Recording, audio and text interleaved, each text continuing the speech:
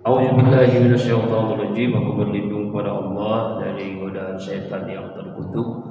Bismillahirrahmanirrahim. Dengan menyebut nama Allah yang Maha Pengasih lagi Maha Penyayang. Surah Al-An'am ayat 69 sampai ayat 73. Wa ma 'alal ladzina yattaquna, dan tidak ada tanggung jawab atas orang-orang yang bertakwa, min hisabihim, dari hisabnya mereka, min syai'in, sedikit pun, walakin, akan tapi, wajib zikra, untuk memberikan peringatan, la'allahum yattaqun, agar mereka menjadi orang yang bertakwa. Jadi Allah Subhanahu wa taala di surah Al-An'am ayat ke-69 ini menjelaskan bagi kita bahwa ya ketika kita di ayat sebelumnya itu kan meninggalkan orang-orang yang mengajak kepada kemaksiatan.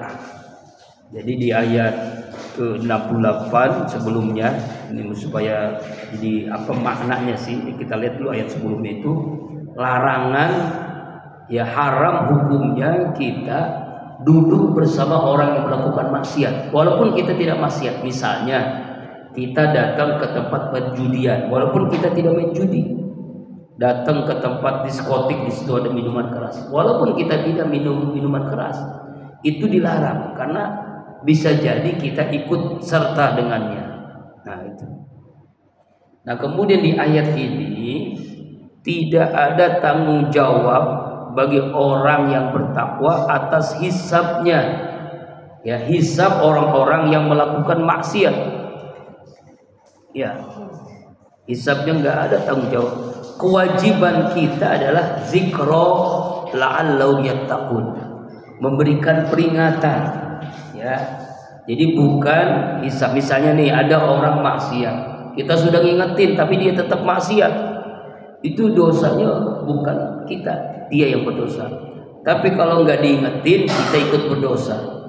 Dalam hadis lain dalam hadis Rasulullah menjelaskan, man ra'a munkaran, siapa orang yang melihat kemungkaran, kemaksiatan, falyughayyirhu biyadihi, maka dia harus berubah dengan tangannya, dengan kekuasaannya. Ya, kalau RT dengan kekuasaannya, RW dengan kekuasaannya, lurah, camat, ya kan, kemudian sampai ke atasan dengan kekuasaannya, dengan tanda tangannya, menutup pabrik minuman keras misalnya, menutup diskotik, hanya dengan tanda tangan. Ya, nggak mampu karena kita bukan pejabat, bukan penguasa, bukan memiliki wewenang. Falyughayyirhu bilisani, dengan lisan. Demo, nah itu demo itu boleh. Dengan lisan itu bagian daripada nahi munkar, melarang dari orang kemungkaran. Ya, nggak mampu karena kita orang biasa, orang awam. Babi qalbi, dengan hati. Hati membenci perbuatan maksiat. Itu selemah-lemahnya iman. Wa dzalika dalam iman. Ya, kalau orang tetap maksiat, kita diam, kita dosa. Tapi kalau kita melarang, nah masih dia maksiat, itu dosa ditanggung sendiri, kita nggak dosa lagi. Tapi kalau kita mendiamkan orang melakukan maksiat, maka kita ikut berdosa. Ya, nah itu. Jadi yang nggak boleh itu mendiamkan, ya, yang mendiamkan tuh nggak dosa. Ya, tapi kalau kita tetap melakukan dakwah amar ma'ruf nahi munkar, mereka tetap maksiat, dosanya ditanggung sendiri. Jadi in hisabin syait, sedikit pun kita tidak bertanggung jawab ketika ada orang melakukan maksiat setelah kita berdakwah amar ma'ruf nahi munkar. Demo itu termasuk amar ma'ruf nahi munkar. Yang tidak boleh itu menjarah rumah seorang, itu sama aja merampok, maling. Tapi itu maling sedikit, Pak. Yang maling banyak itu negeri kita tuh, orang-orang yang punya tuh maling di Kalimantan tuh, di Papua tuh, itu maling-malingnya tuh triliunan Pak. Maling-maling tanah orang diambil, dijadiin sawit misalnya kan, ya dia nggak mau dijual, dipaksa untuk dijual, ya diambil, dikeruk batu bara, emas, berlian. Seandainya orang-orang itu dikuasai negara dan orang-orangnya jujur amanah, ini cukuplah di Indonesia ini pengangguran itu sebulannya dapat 20 juta Pak. Sebulannya dapat 20 juta, pengangguran dia nggak ngapa-ngapain, nganggur 20 juta sebulan. Kalau seandainya itu kekayaan negara itu dikuasai oleh orang-orang yang amanah, yang jujur.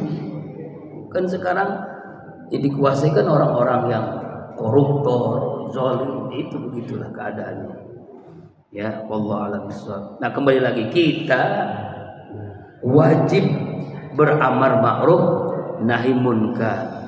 Ya, wajib. Tapi ketika orang masih melakukan korupsi, kemaksiatan, kezaliman, ya, kita sudah melakukan dengan tadi sesuai dengan kemampuan kita, nah, udah nggak dosa lagi, tidak ada dosa.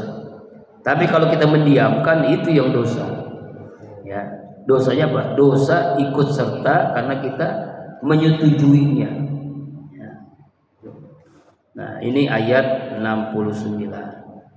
Kemudian ayat 70, wazaril ladzina takhuju dinahum, dan tinggalkanlah orang-orang yang menjadikan dinahum agama mereka laiban sebagai permainan, walahwan senda gurau, wa gharashumul hayatud dunya yang telah menipu mereka kehidupan dunia, wa zakir peringatkanlah bihi dengan Al-Quran, antum salah nafsun agar tidak dibinasakan ke dalam neraka nafsun setiap manusia, bima kasabat karena apa yang dia lakukan. Laisalaha min dunillah, tidak ada baginya selain Allah waliyun pelindung wala syafi, dan juga tidak ada yang memberikan syafaat pertolongan. Wa in ta'dil, dan jika dia menebus kula adlin segala tebusan, la yukhaz minha, tidak ada yang diterima dari tebusan itu. Ulaikal ladzina ubsilu, mereka itulah orang-orang yang dibinasakan, bima kasabu karena dosa yang mereka lakukan. Lahum bagi mereka syarabun minuman, min hamimin dari air yang sangat mendidih, wa azabun dan siksaan, alimun yang sangat pedih, bima kanu yakfurun karena apa yang mereka telah ingkari, mereka kafir. Allah Subhanahu wa taala berfirman di ayat 70 ini, kalau kita bertemu dengan kelompok orang yang orang ini suka mengolok-olok, mengejek, main-main dalam agama, ya, kita harus tinggalkan, jangan kita bersama mereka. Ya, wazaril ladzina takhuju dinahum, tinggalkanlah orang-orang yang menjadikan agama itu laiban, sebagai main-main. Jadi agama itu hanya sekedar lipstik, permainan, walahwan, dan sebagai gun senda gurau. Wa gharasumul hayatud dunya, dan mereka telah ditipu oleh kehidupan dunia. Ya, jadi nggak boleh kita bersama-sama dengan orang yang suka ngejek agama, mengolok-olok, mempermainkan agama.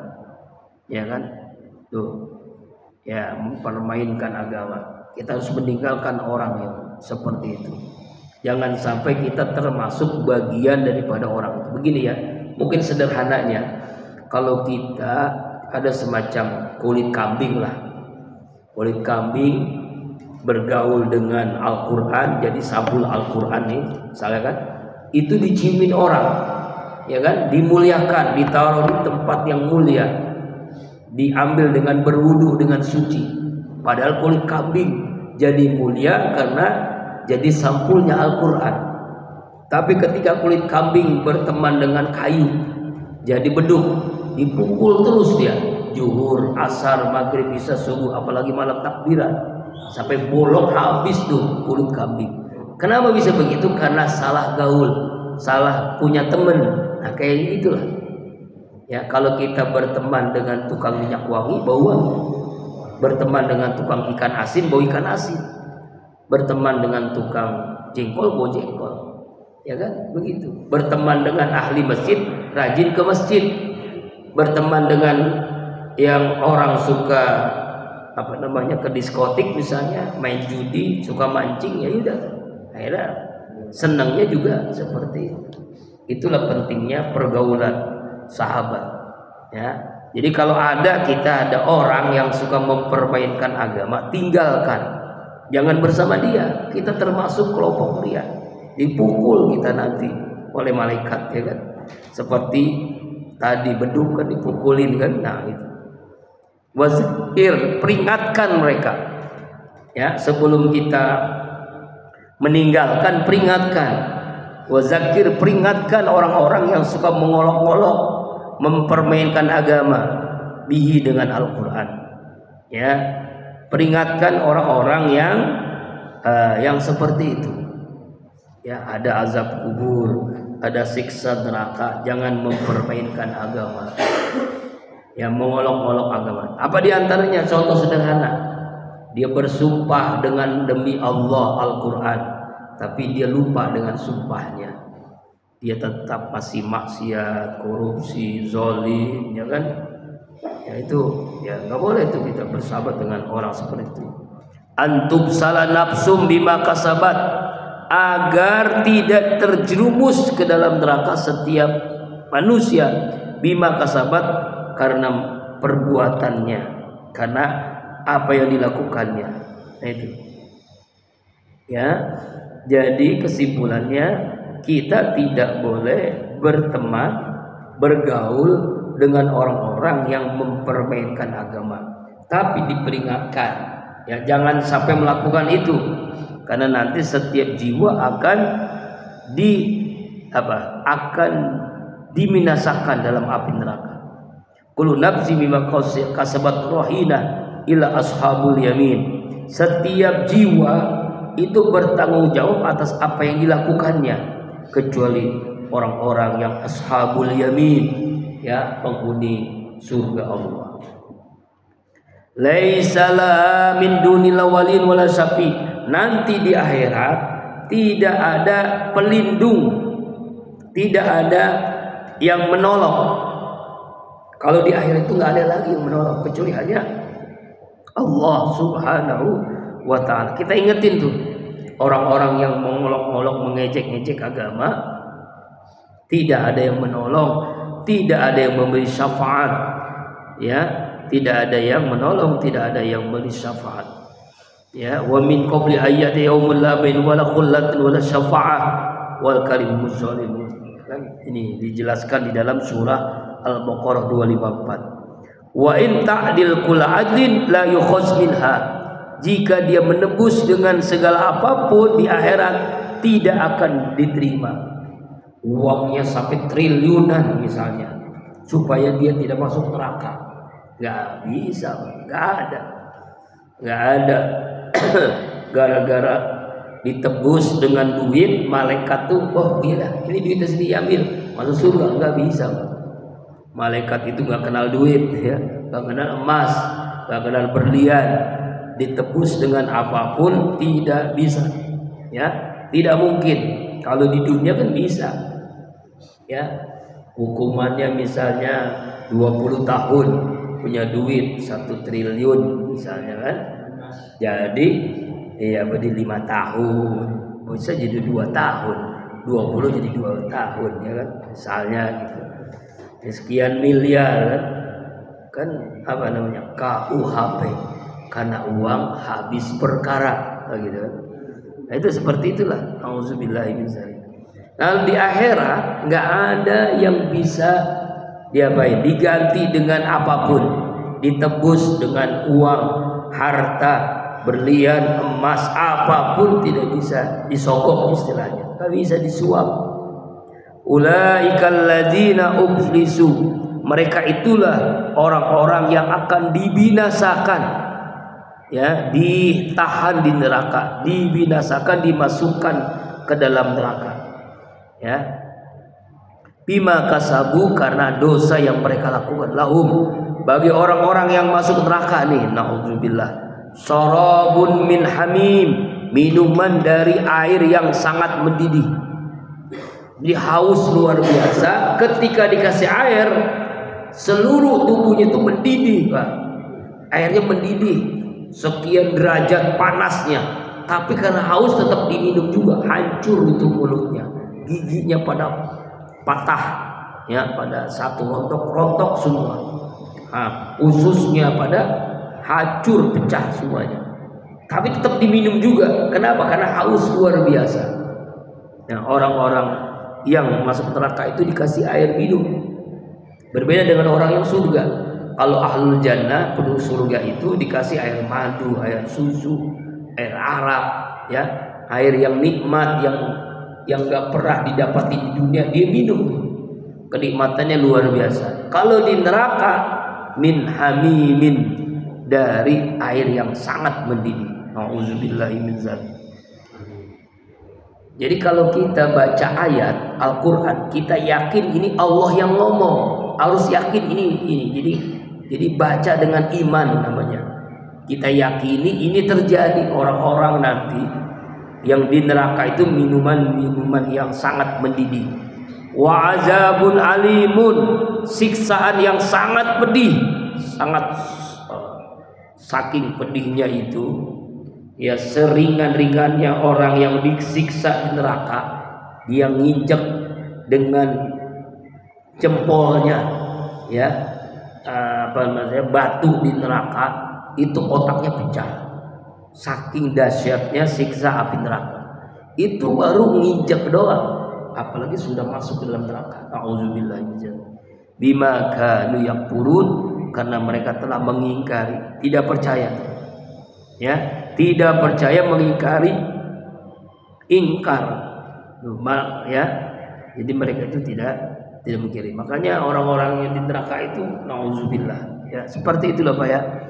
Jadi kalau kita mendengar Al-Quran, kita yakini ini pasti ada, yakin pasti ada nanti di akhirat orang-orang yang seperti ini. Ada yang sepenuh bumi emasnya, berliannya, dia nyogok misalnya malaikat, nggak bisa, nggak bisa.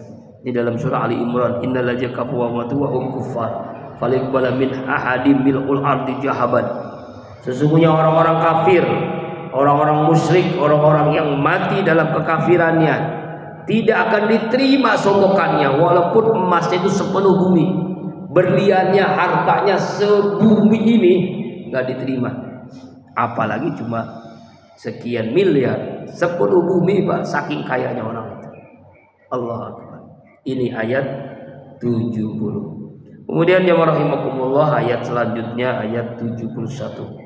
Kul, katakanlah olehmu ya Muhammad, anad'u min dunillah, apakah kita akan memohon selain kepada Allah, ma la yanfa'una, sesuatu yang tidak bisa memberikan manfaat, wala yaduruna, sesuatu yang tidak memberikan bahaya, mudarat, wa nuraddu, dan apakah akan dikembalikan ala aqabina, ke belakang kami, ba'da ijhadaitana,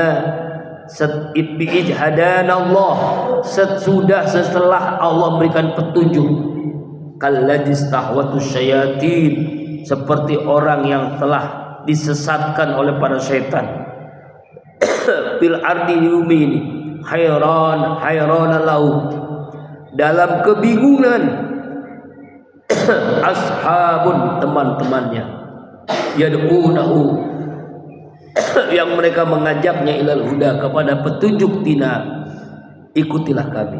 Kul, katakanlah, inna hudallahu wal huda, sesungguhnya petunjuk Allah itulah petunjuk yang paling benar. Wa umirna lillahi rabbil alamin, dan kita diperintahkan agar menjadi Islam, menyerahkan diri kepada Allah Rabbul Alamin, Tuhan semesta alam. Itu secara makna lughahnya satu persatu. Lalu sekarang makna tafsirnya. Ayat 71 ini Allah Subhanahu wa taala berfirman, ya, untuk menjelaskan kepada orang-orang yang murtad. Nah, ini murtad namanya. Ya. Katakanlah olehmu ya Muhammad, anad'u min dunillah, apakah kita berdoa memohon kepada selain Allah? Pertanyaan nih, ada orang yang meminta berdoa kepada selain Allah, kepada Yesus, kepada patung, kepada berhala, kepada jabatannya, kepada bosnya, komisarisnya, kepada tuannya. Nah, ini gimana nih?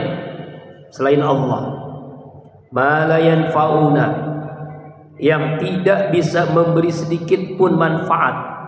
Tak ada nih. Kalau selain Allah tidak ada yang bisa memberikan manfaat. Wala yadruna, dan tidak ada yang bisa memberikan mudarat, memberikan apa? Membahayakan. Wa nuraddu, dan apakah kita akan dikembalikan ala aqabina, ke belakang. Maksudnya ada orang-orang yang kembali lagi ke kafir. Dulunya kafir, masuk Islam tuh di zaman Nabi itu, lalu kembali lagi kafir. Ba'da jadana Allah, sesudah Allah memberikan petunjuk, sesudah Allah memberikan hidayah, dia masuk Islam. Kalladzi istahwatu syayatin, seperti orang yang telah disesatkan oleh setan. Ya, jadi ini perumpamaan orang yang mengikuti orang-orang kafir.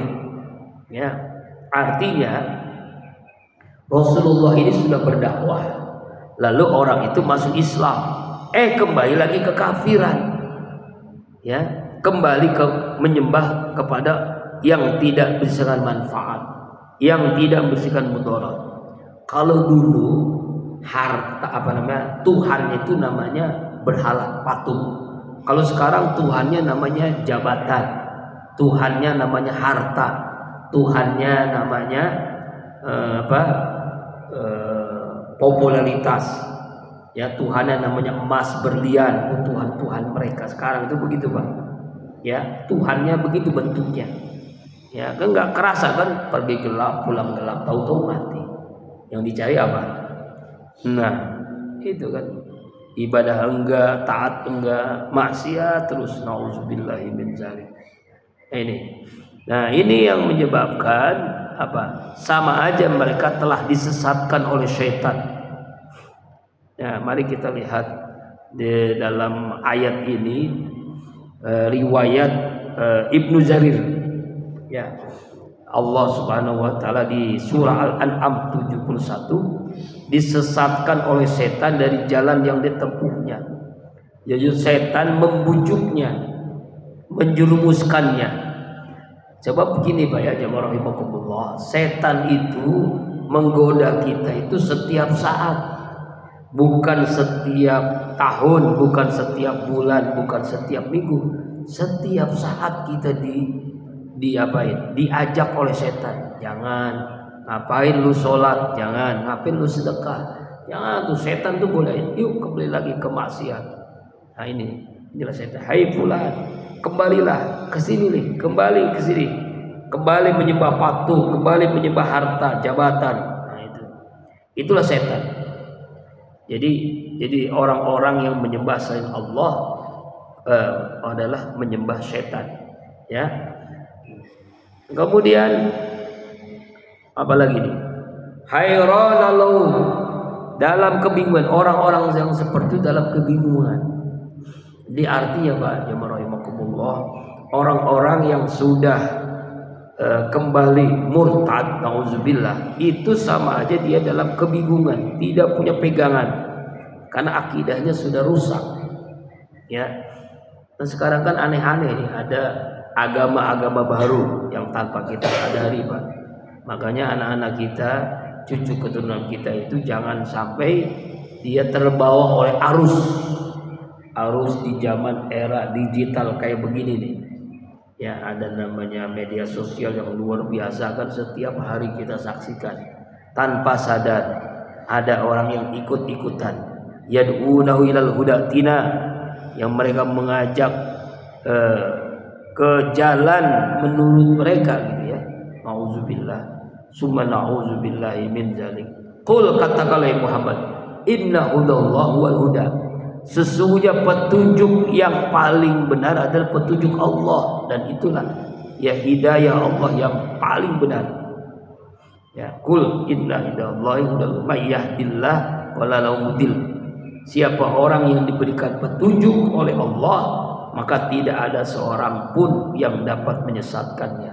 Makanya kita bersyukur sejak kecil kita beriman, kita muslim. Jangan sampai kita terpengaruh oleh media, oleh hal-hal yang jauh daripada tuntunan agama. Inilah pentingnya kita ngaji, pentingnya kita ta'lim, pentingnya kita mendengarkan tausiah agar lebih mantap lagi iman kita kepada Allah Subhanahu wa taala. Ayat ini dijelaskan dalam surah An-Nahl ayat 37. In tahris ala hudahum fa innallaha la yahdi may yudillu wa ma lahu min nasirin.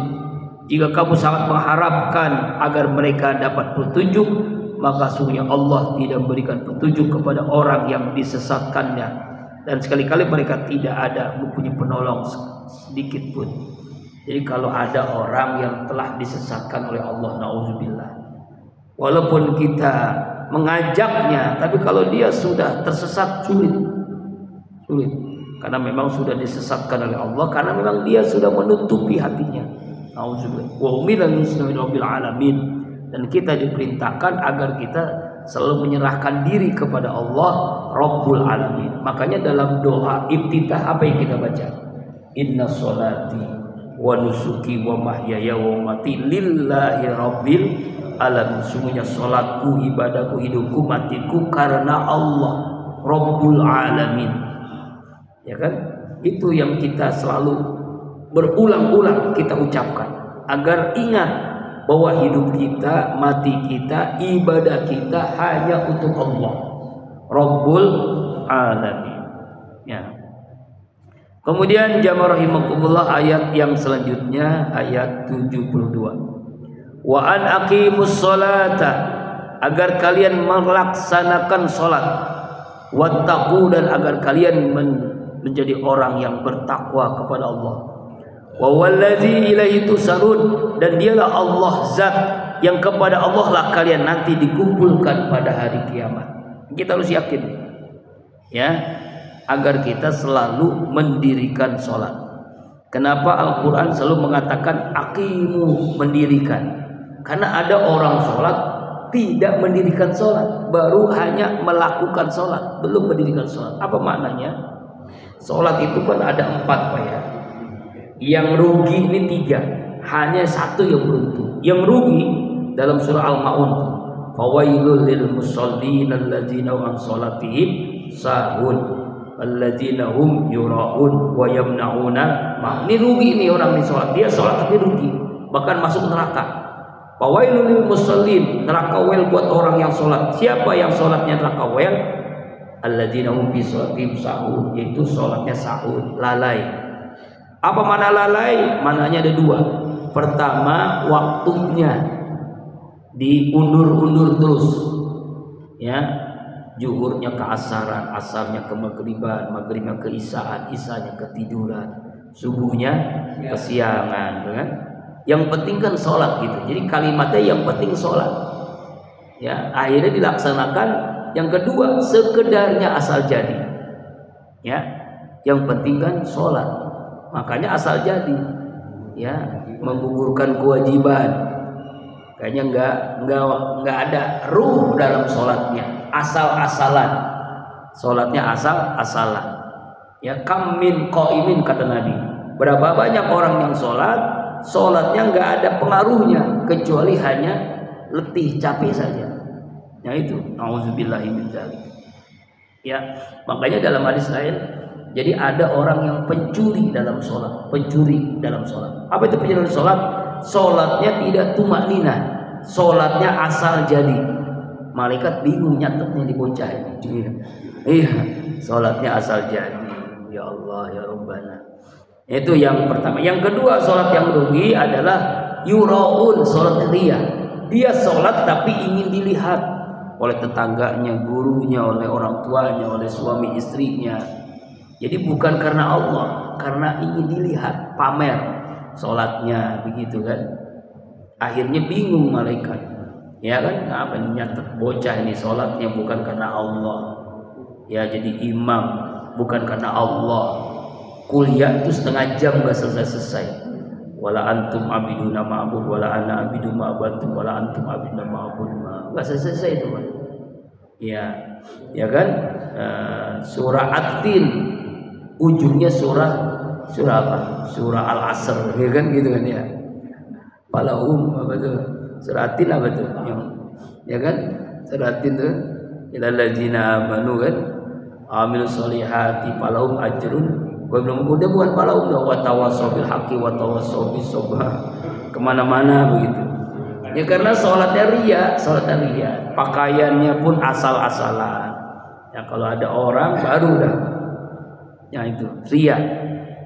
Kemudian yang ketiga, dia sholat tapi pelit, bakhil. Ya nggak mau dia mengeluarkan infak, sedekah, zakatnya. Ini juga termasuk orang yang merugi. Siapa yang beruntung? Hanya satu. Qad aflahal mu'minun alladzina hum fi shalatihim khashi'un. Sungguh orang mukmin itu sukses, yaitu orang yang sholatnya khusyuk, tumanina. Sholat itu kan dialog. Sholat itu sedang ngobrol kita, sedang bicara sama Allah, sedang ngobrol kepada Allah. Ya, makanya pentingnya kita aqimus sholat, dirikan sholat. Kalau mendirikan sholat maka kita menjadi wattaqu, menjadi orang yang bertakwa, menjalankan perintahnya. Apa buahnya orang bertakwa? Dalam surah At-Talaq, wa may yattaqillah yaj'al lahu makhraja wa yarzuqhu min haitsu la yahtasib. Siapa orang yang sungguh-sungguh bertakwa kepada Allah, Allah akan memberikan jalan keluar seluruh masalahnya, solusi masalahnya, utangnya, rezekinya, keluarganya, keturunannya. Allah berikan jalan keluar. Dan yang hebatnya orang bertakwa ini apa? Wa yarzuqhu min haitsu la yahtasib. Allah kasih rezeki dari arah yang tidak disangka-sangka. Rezekinya ada aja gitu. Rezeki dari arah yang tidak diduga-duga. Wa huwal ladzi ilaihi tasad. Dan dia Allah yang hanya kepada Allah lah nanti kalian akan tusarun, dikumpulkan. Kita semua dikumpulkan kan setelah kita mati, lalu dibangkitkan di padang mahsyar, kita dikumpulkan oleh Allah. Ilahi itu saru. Terakhir ayat 73. Wa huwal ladzi khalaqas samawati wal arda bil haqq. Dialah Allah yang telah menciptakan langit dan bumi bil haqq, dengan benar. Ya, dengan adil. Allah ciptakan langit dan bumi. Allah atur makhluk yang ada di langit, Allah atur makhluk yang ada di bumi. Wa yauma yaqulu kun fayakun. Dan pada hari ketika dia berkata kepada sesuatu, jadilah. Kun fayakun, jadilah. Cepat itu Pak. Makanya kun fayakun. Ya, dalam surah Yasin kan innama amruhu idza arada syai'an ay yaqula lahu kun fayakun. Jika Allah berkehendak, jadilah. Jadi mudah bagi Allah, ya kan? Cuma mengatakan kun fayakun, jadi, langsung jadi. Bumi, langit, matahari, bulan, bintang, cahayanya, semuanya mudah. Kiamat pun seperti itu. Ya, sangat mudah. Kun fayakun. Qaulul haq, itulah ucapan yang benar. Artinya ketetapan Allah itu pasti. Jadi Allah cuma mengatakan cukup kun fayakun. Kita isi yakin ini. Walaul mulku yawma yunfakhu fis-sur. Dan bagi Allah kekuasaan pada hari ditiupkan tompet sang sakala. Nanti ini pada hari kiamat. Jadi malaikat Israfil Pak diperintahkan Allah untuk meniup tiupan sang sakala. Nah, ini diteliti di zaman sekarang dengan ilmu astronomi. Alam semesta ini dipoto, itu bentuknya seperti trompet, Pak. Ada matahari, ada planet, ada galaksi, ada macam-macam tuh, seluruh alam semesta ini dilihat kayak trompet bentuknya. Nah, inilah bukti. Kan cuma tinggal ditiup saja malaikat Israfil, langsung hancur itu alam semesta. Jadi 2 kali tiup. Setelah ditiup pertama, manusia mati, yang hidup mati semua. Lalu tiup yang kedua, hidup kembali, dibangkitkan. Nah, ya kan? Limanil mulku yaum liwalil wahidil qahar. Siapa raja pada hari ini? Ya, hanya Allah yang Maha Esa, Al-Qahhar, yang mampu mengalahkan. Al-mulku yaumil haqqir rahman wa kana yauman al-kafina asira. Kekuasaan Allah lah. Ada semua kekuasaan Allah yang Maha Pengasih.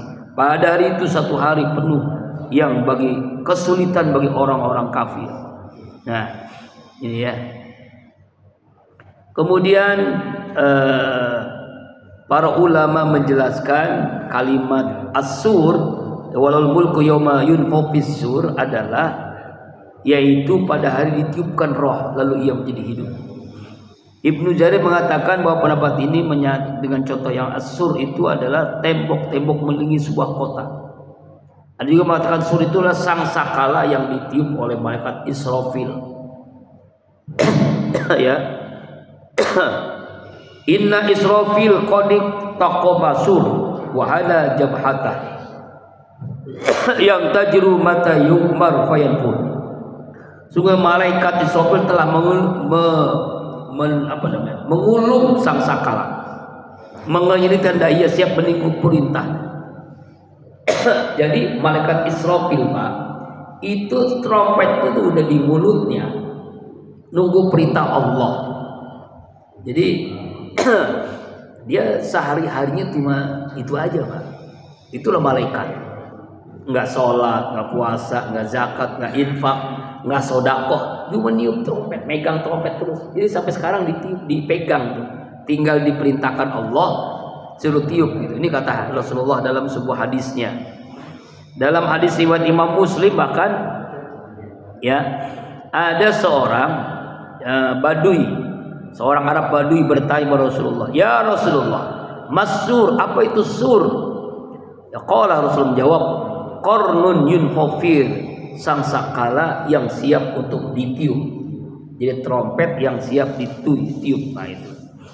Kemudian dalam hadis lain Rasulullah SAW bersabda, sesungguhnya Allah setelah selesai menciptakan langit dan bumi, maka Allah menciptakan sur. Langit bumi sudah selesai Allah cipta. Allah ciptakan trompet sur itu tadi, as-sur, ya sur. Ya, kemudian diberikan kepada malaikat Israfil. Maka malaikat Israfil meletakkan sur di mulutnya, sedangkan matanya ditujukan ke arsy Allah, ya menunggu perintah Allah Subhanahu wa taala. Abu Hurairah berkata, "Wahai Rasul, apakah sur itu?" Itulah sang sakala. Abu Hurairah bertanya, "Bagaimana bentuknya?" Rasulullah bersabda, "Sang sakala itu besar sekali bentuknya." Maka Rasulullah bersabda, "Demi Allah yang telah mengutusku dengan benar, sungguhnya besar lingkaran moncong sakala itu sama besar dengan luas langit dan bumi itu." Jadi moncongnya sur trompet itu seluas langit dan bumi. Malaikat Israfil nanti akan meniup sebanyak 3 kali. Tiupan pertama huru hara yang dahsyat. Ya, tiupan yang kedua menyebabkan semua makhluk mati. Tiupan yang ketiga semua makhluk hidup kembali menghadap Allah Tuhan semesta alam. Itu dalam hadisnya. Ya kan? Masa Allah Subhanahu memerintahkan malaikat melakukan tiupan pertama. Untuk itu Allah berfirman, "Tiuplah." Maka ditiuplah tiupan yang menimbulkan huru hara yang dahsyat. Semua manusia, semua makhluk langit dan bumi mengalami huru hara yang dahsyat. Ya, kecuali orang-orang diselamatkan oleh Allah Subhanahu wa taala. Ya. Nah, ini dalam wa ma yanzuru haula illa sayhata wahida mala min qafin fawaq. Tidaklah mereka menunggu kecuali satu teriakan saja. Ya, tidak ada waktu yang berselang. Pada hari itu semua gunung bumi hancur lebur bagaikan debu yang berterbangan. Bumi gempa dengan sangat dahsyat, mengguncangkan semua guncangan yang dahsyat. Ya tuh. Yauma tajibur rajifah tasbur rabbul qulub yauma jiwazifah. Pada hari ketika tiupan pertama mengguncangkan alam, tiupan diiringi dari tiupan hati manusia pada sangat takut, semua manusia bergelimpangan. Semua wanita yang mengandung melahirkan, semua anak menjadi beruban. Semua setan menghindari hara yang dahsyat itu. Malaikat mengejarnya, ya kan? Itu kan, masya Allah. Jadi mudah-mudahan kita nggak ngalamin ya. Ya, alamin, tapi pasti ngalamin juga Pak. Yaitu ngalamin apa? Tiupan yang berikutnya itu dihidupkan kan? Masya Allah. Masya Allah. Mari kita lihat lagi, ini banyak sekali penjelasan di dalam tafsir Ibnu Katsir menjelaskan ayat ini. Gitu. Al-amwat la ya'lamuna bi syai'in min dzalik. Orang-orang yang mati tidak mengetahui sesuatu pun dari peristiwa tersebut. Jadi orang-orang yang mati, kata Rasulullah, yang berada di alam kubur tidak tahu sesuatu dari peristiwa kejadian sur tadi ditiup oleh malaikat Israfil. Nah ya, ini dalam ulaika syuhada, mereka itulah para syuhada. Sungguhnya goncangan itu dialami orang-orang yang masih hidup di masa itu. Jadi goncangan kiamat itu dialami oleh orang yang masih hidup. Syuhada para orang-orang yang mati syahid, ya, itu masih hidup di sisi Allah, diberikan rezeki. Allah melihara mereka dari guncangan yang dahsyat pada hari itu. Masya Allah. Yang terakhir, alimul ghaib wasyahadah. Dialah Allah yang maha mengetahui yang gaib dan yang nampak. Wal hakimul khabir, dan dialah Allah yang maha bijaksana lagi maha mengetahui. Semoga ayat-ayat yang kita baca hari ini 69 sampai 73 kita ambil ibrah, pelajaran, sehingga kita menjadi makhluk yang sangat taat kepada Allah dengan istiqomah menjalankan perintahnya dan menjauhi larangannya. Mudah-mudahan ya kita dapat menjalankannya. Amin ya. Kemudian insyaallah minggu depan ayat 74.